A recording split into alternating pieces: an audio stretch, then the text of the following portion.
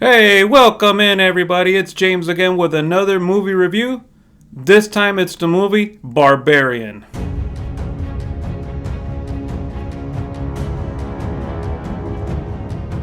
Barbarian is a horror thriller film.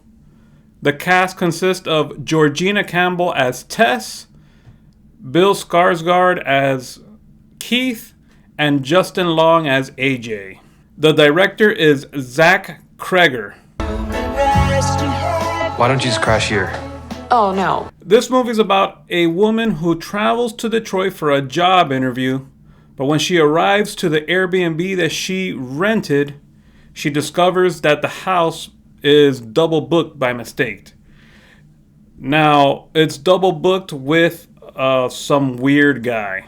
So instead of leaving the Airbnb and finding herself another hotel or something else and trying to figure it out in the morning later on with the people she booked it with, the dude convinces her to stay the night and then they could figure it out in the morning. But later on, they discover that there's more to be afraid of in the house than just that weird guy.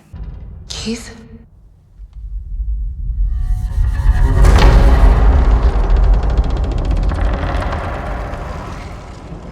Now, I'll tell you something. I was like, wow, I really want to watch this movie. I was thinking with the name Barbarian, I'm thinking, wow, that's an awesome name for a movie.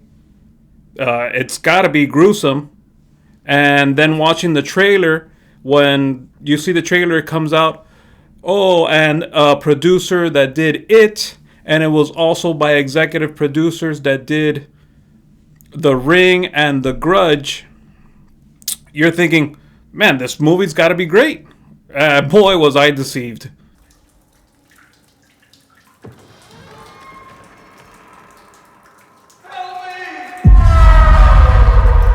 Now, the movie does have its jump scares and some disgusting stuff. So, it does have horror aspects in it. Also, the music that goes on in the movie, to that spooky music behind the scenes, when you're about to get jump scared or whatever.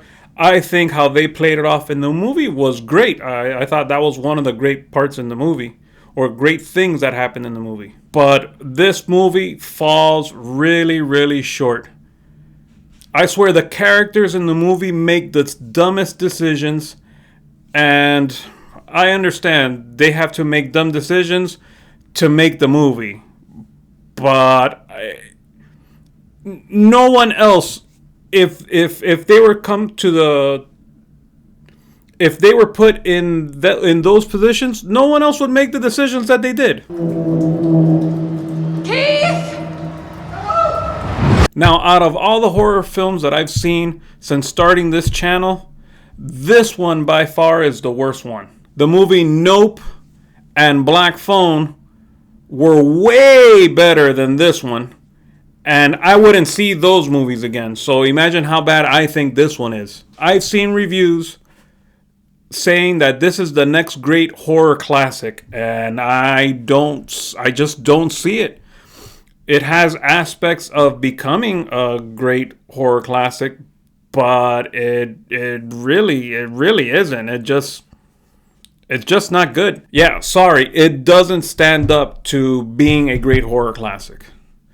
This, if anything, is just a throwaway B movie.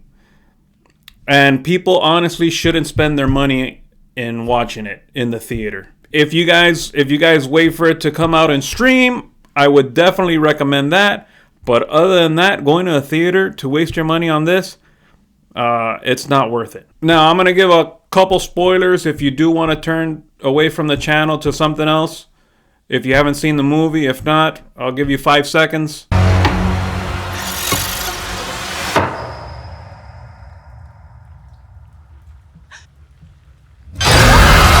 Now, there is a monster in the movie.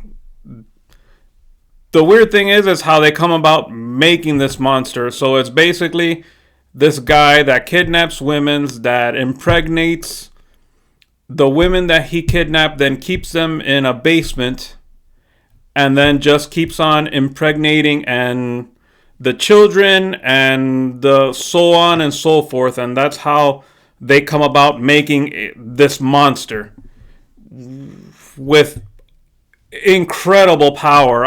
I have no idea how a regular human that is born from incest over and over all of a sudden has strength of 10 million men to rip off skulls and tear off limbs. I don't know. That makes no sense. If you're telling me, hey, there's some sorcery or something going on, and then that's why she gets her powers, then yeah. But other than that, that's why I don't think this movie makes sense. I don't think that's why this movie's good.